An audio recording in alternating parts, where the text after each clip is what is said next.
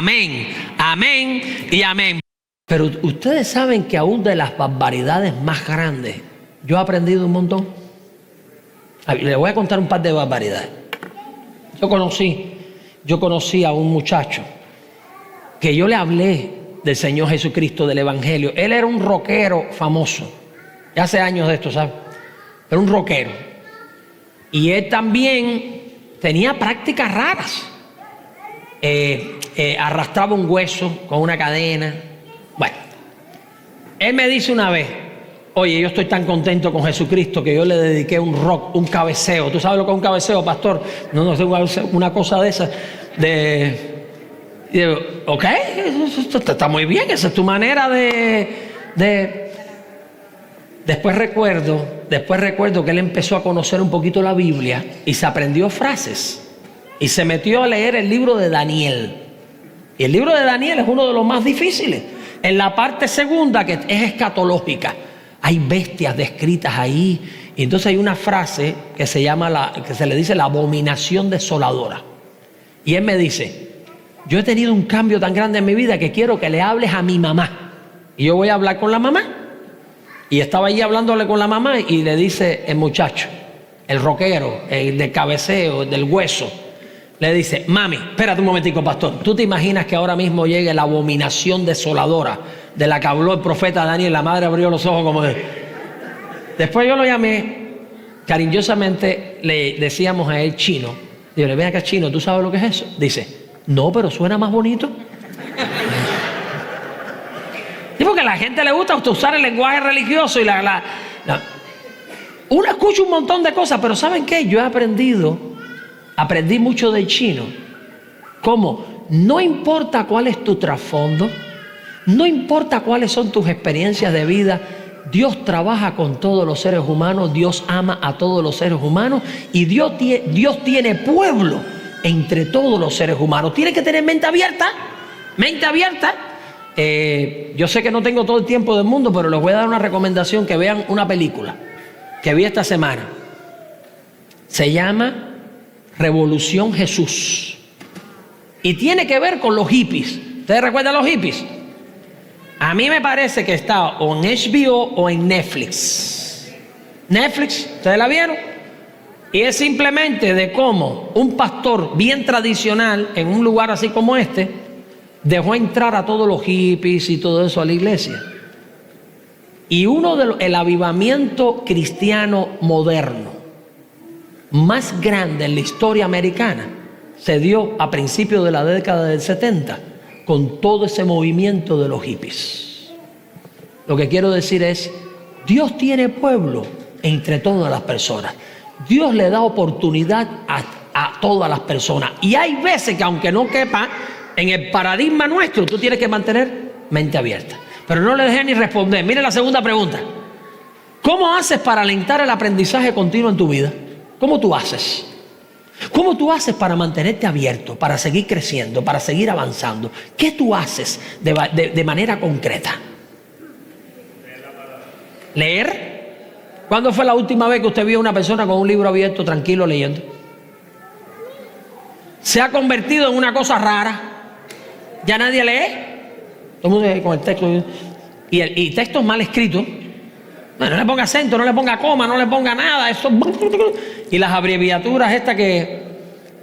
Pero ya hasta la persona que lee es un raro. Ay, yo soy un raro los jueves. Y tú eres un raro también. Ustedes saben que el jueves yo tiendo a leer más o menos entre 12 y 13 horas ese día. Y viernes, que es mi day off, también lo hago. Y el bien que me hace para preparar y recargar baterías, y en tantos lugares que yo hablo y enseño, eso es un bien tremendo. Pero mi manera es lectura, es escuchar, es observar, es reflexionar, es segmentar los momentos de hiperactividad, estrategias, ejecución, y tener momentos también de reflexión, de crecimiento. Miren, lo que usted está haciendo aquí cada domingo, no es más que estar abierto al aprendizaje, porque cuando usted se expone a este libro todos los domingos, todos los sábados, usted está creciendo, usted está creciendo, usted está creciendo. Quizás tú no te has dado cuenta cuánto tú has crecido al exponerte a este libro, a cada predicación, ya sea en español, en inglés.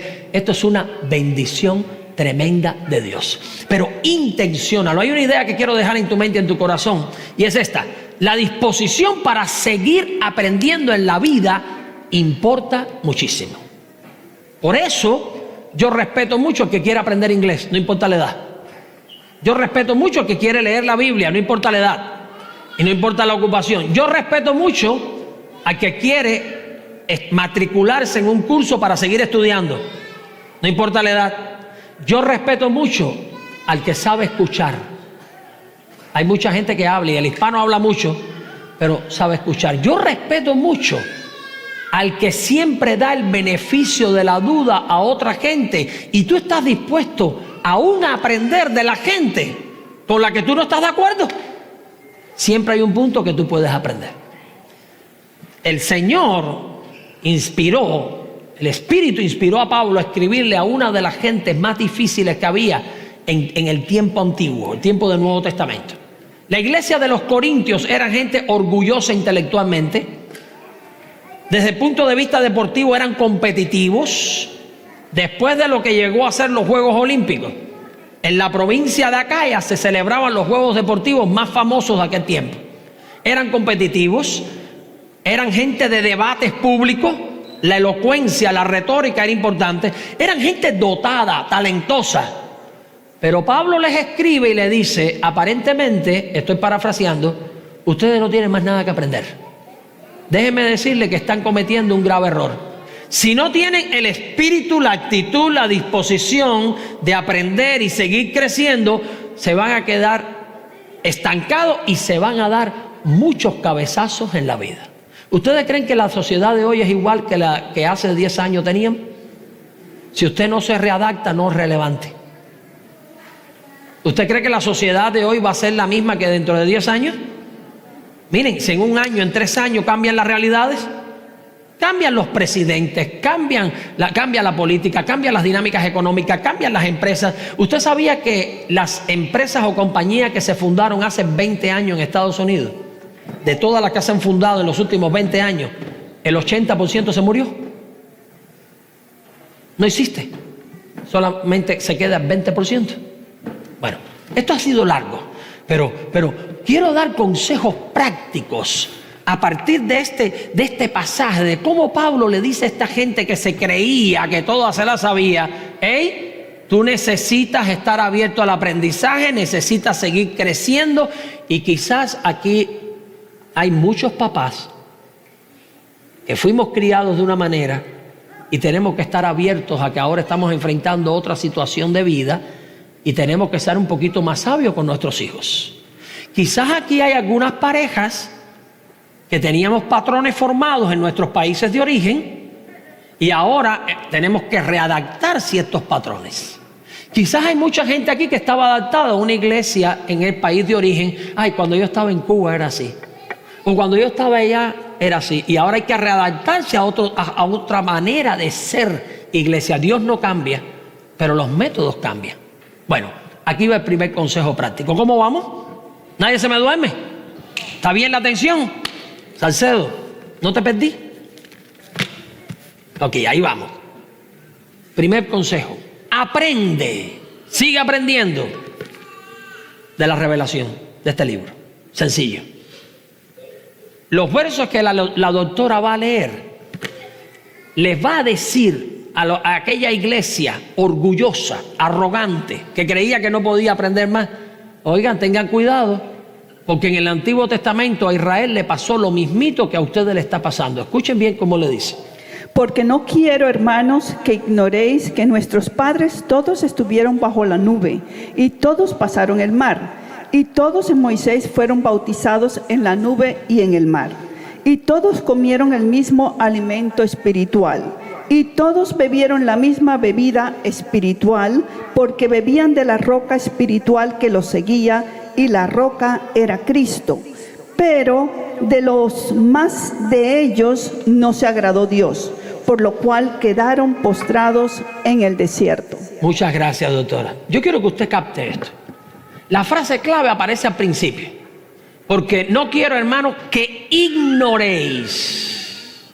La palabra ignoréis es una palabra griega, o viene de una palabra griega que significa sin comprender. Dios te está llamando a ti a discernir y a comprender. Y puede ser que la persona que tenga la mente cerrada, entonces se cierre a seguir aprendiendo a comprender, a discernir. Y cuando aquí dice esto, el apóstol Pablo usa una serie de historias donde los verbos son los más importantes. Por ejemplo, que nuestros padres, los israelitas, todos estuvieron bajo. Cuando aquí dice bajo la nube, estar bajo, significa la protección de Dios. Dios nos ha protegido en el pasado. Usted tiene que saber que Dios te va a proteger en el presente, aunque las cosas cambien, las dinámicas cambien, tu trabajo cambien, tus hijos crezcan. Dios te va a proteger. Entonces estuvieron bajo, todos pasaron el mar. Ustedes saben que en el Antiguo Testamento el pueblo de Israel estuvo atrapado entre el ejército de los egipcios, el Mar Rojo, y Dios abrió el mar. Es decir, cuando no hay soluciones, Dios actúa de una manera poderosa a favor de sus hijos y los libra. Y hay veces que Dios ha hecho eso muchas veces con nosotros, y cuando estamos en un contexto como este, cuando estamos apretados, no vemos salida, nos cerramos, Dios todavía puede abrir el Mar Rojo delante de ti, delante de nosotros. Dios todavía puede proveer. De hecho, fíjense ustedes cómo sigue. Y todos en Moisés fueron bautizados, o sea, sumergidos en una enseñanza bien importante. Todos comieron del mismo alimento espiritual. Me gusta este. Ustedes saben que Dios con el pueblo de Israel por 40 años en el desierto hizo llover maná del cielo como un pan. Oye, tremendo. Y codornices, carne. Déjenme contextualizar eso. Imagínense ustedes que todos los días 30 o 31 llueva paqueticos con el dinero de la renta. Tú ves que el Señor toca corazones, dice uno, aleluya. Está abierto al aprendizaje. ¿Saben que hay pasajes en el Antiguo Testamento que dice que Dios milagrosamente por décadas cuidó el vestido, la ropa y los zapatos de los israelitas y no se rompieron? Ni que fueran cubanos. Miren, ustedes saben que los cubanos, cuando usted le regala un t-shirt a un cubano, un pullover, no sé cómo usted le dice, una camiseta. Miren, bueno, primero, lo usa la persona que usted se lo regala, después se lo da al hermano menor. Después, si tienen hijos, puede ser que hasta los hijos hereden el pullover, la camiseta. Llega el momento que se usa tanto y se lava tanto, que cuando lo miran hacia trasluz, está transparente. Pero no hemos terminado. Cuando ya se rompe, se usa como la bayeta para el piso. Y cuando se rompe más todavía, entonces la gente que está en mecánica, y ustedes saben que en Cuba hay carros viejos y todo eso, lo agarran de los pañitos para los carros. ¿Ustedes saben cómo se aprovecha eso? O sea, milagroso. Hay veces que tú dices que yo no sé cómo pudimos vivir, pero este es el punto. Hay una serie de verbos que se usan en el texto para decirle a la gente en Corintio, basado en el ejemplo de la gente del Antiguo Testamento: ustedes no aprenden que las misericordias de Dios son nuevas cada mañana, que a los que Dios aman todas las cosas ayudan a bien. Ustedes no aprenden, por eso el último verso dice: la mayoría pereció, la mayoría se quedó estancada, la mayoría no creció más. Dios no ha terminado contigo. Dios no ha terminado con tu familia. Dios no ha terminado con los planes que tiene para ti, para bendecirte, para hacerte crecer. Abre tu mente, aprende más, involúcrate en cursos, involúcrate en servicio. Abre tu mente porque Dios tiene muchas cosas para ti. Cada vez que tú vengas acá, no lo hagas como un ritual religioso. Nosotros no existimos para correr rituales religiosos, existimos para crecer en la relación con Dios. Existimos para crecer en la manera de cómo Dios nos quiere usar para tocar la vida de la gente. ¿Vas a aceptar tú este reto hoy? Hazle caso, estate abierto a la influencia de este libro. ¿Alguna pregunta, Salcedo? Aunque sea una. Sí. ¿Qué consejos prácticos puede compartir para poder seguir abriendo nuestro corazón de forma constante a Jesucristo? Bueno, la fe viene por el oír, y el oír esto. La exposición es la clave. Y este libro, lo que está aquí, dice que penetra hasta lo más profundo de nuestras vidas, hasta los tuétanos.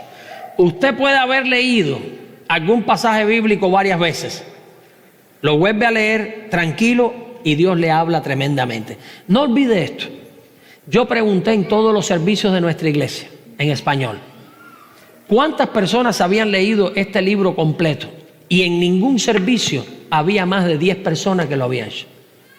¿Usted sabe todo lo que usted se está perdiendo? ¿Usted sabe cuántas cosas Dios tiene preparadas para ti aquí? Así que, los consejos prácticos, intenciona la exposición. La palabra de Dios, dice la Biblia, no vuelve vacía. Siempre te va a dar algo que te va a hacer crecer, te va a alimentar, te va a sustentar. Y cuando tú estás en un momento difícil, el Espíritu de Dios la va a traer a tu mente. Y un verso va a cambiar todo. Vamos al segundo consejo. Los veo como pescado en tarima, los veo así. ¿Estamos bien? Segundo consejo. Aprende de los casos, de los ejemplos concretos. Voy a decir un dicho popular. Dice el dicho popular que la gente no escarmienta por cabeza ajena. ¿Te crees? Lo que significa el dicho es que te tienes que dar el cabezazo tú. Bueno, déjeme decirle, la Biblia no dice eso. La Biblia dice que tú puedes evitarte cabezazos cuando tú veas los cabezazos que se dan a otra gente.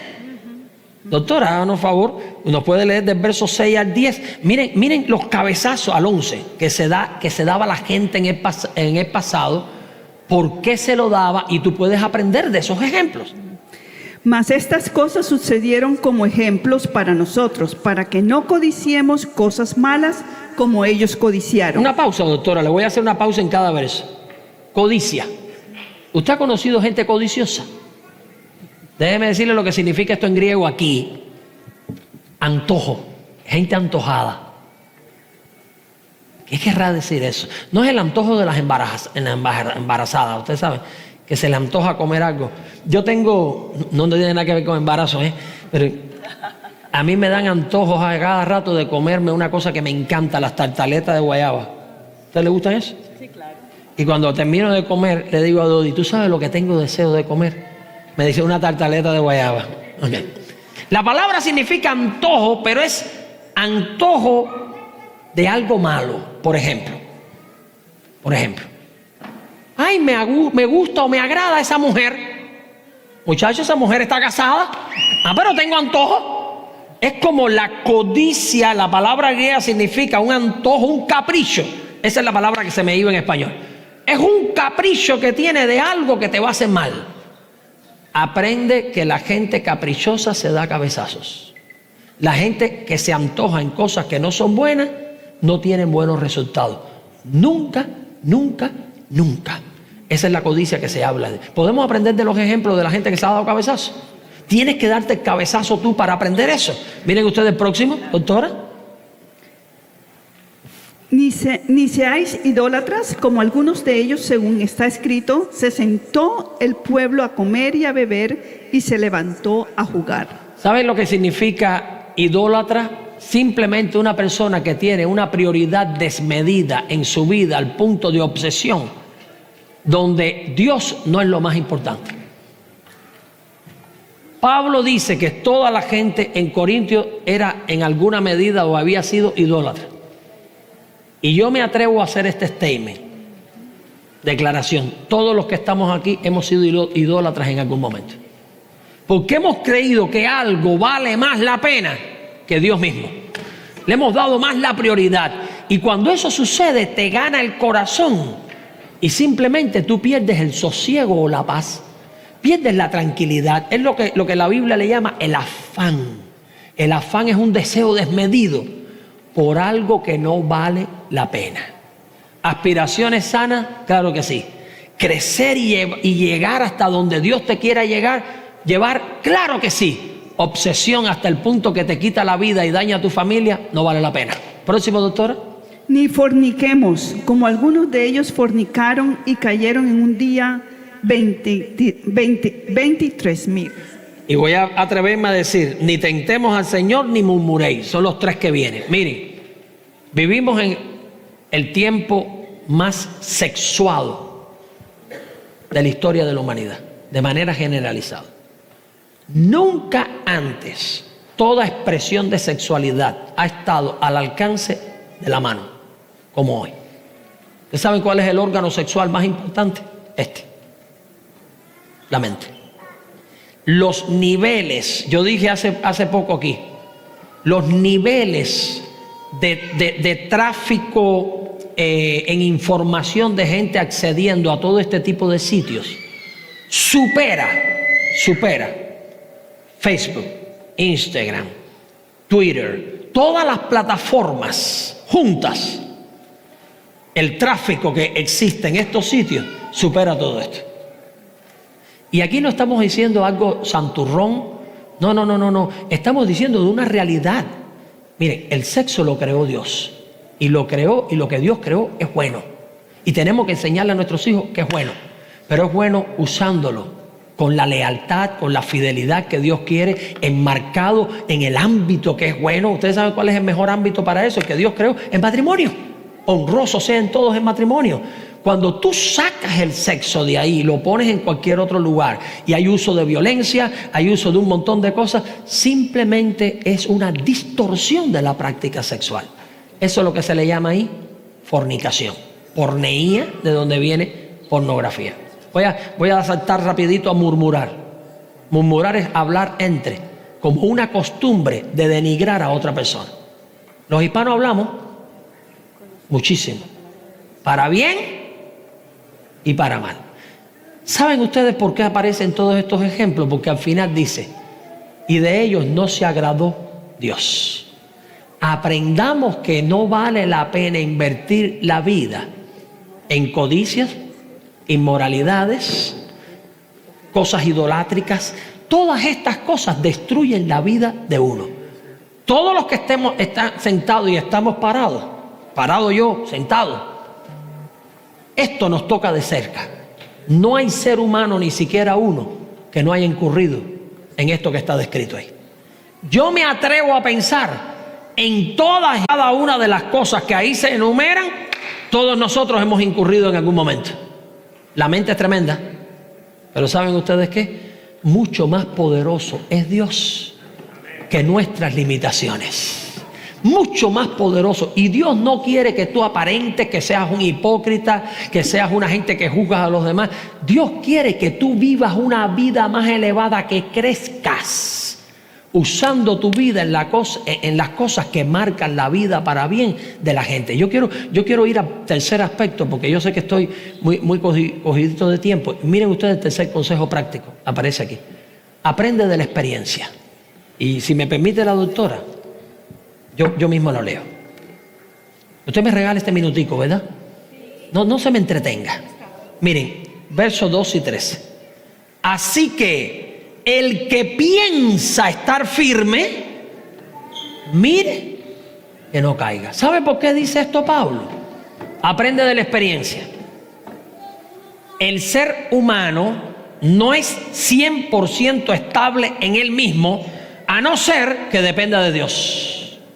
La verdadera estabilidad viene de Dios. Nuestras emociones nos engañan, nuestros estados anímicos nos engañan, nuestras debilidades muchas veces nos arrastran.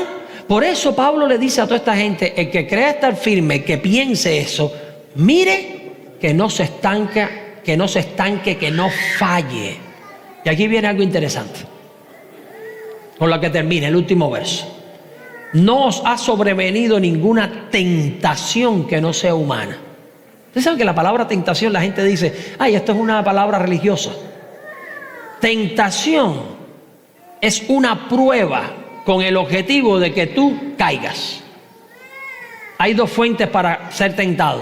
El corazón de uno, que viene aquí, la mente, y huestes espirituales de maldad que existen y que son tan reales como la existencia de Dios mismo.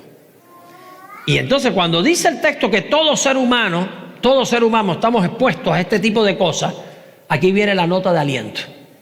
La nota de aliento es esto: pero fiel es Dios, que no os dejará ser tentados más de lo que podéis resistir, sino que dará también juntamente con la tentación la salida. El vocablo salida es un vocablo griego que significa estar dentro de algo malo y escapar. ¿Saben ustedes la mejor manera de describirlo?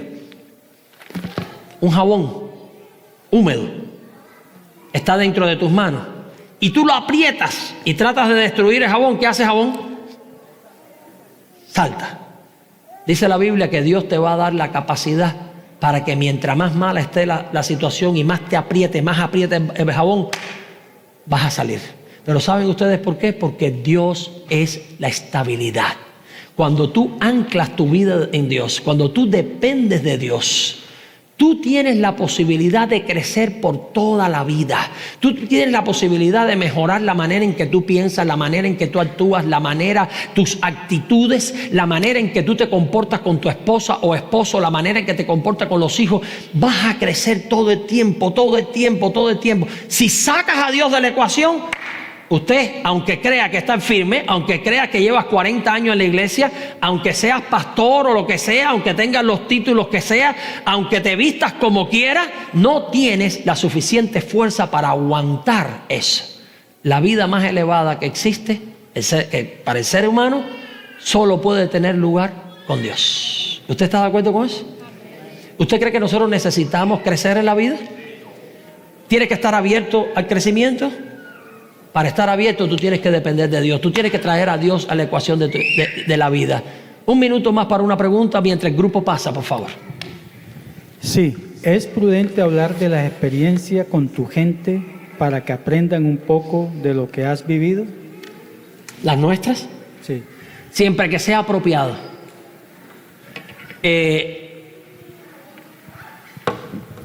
Usted no tiene que contarle su vida privada a la gente, necesariamente. ¿Ok? Hay cosas que son solo entre Dios y usted, y entre la familia y usted. Le voy a decir por qué. Porque hay personas inmaduras que usted cuenta algo privado y pueden usarlo después indebidamente. Hay sabiduría en la vida cuando usted se reserva ciertas cosas. Si usted tiene gente madura alrededor de usted y usted le dice: yo tengo esta batalla en la vida, ¿tú me puedes ayudar en oración? Claro que sí. Pero tengan mucho cuidado de divulgar cosas que no valen la pena.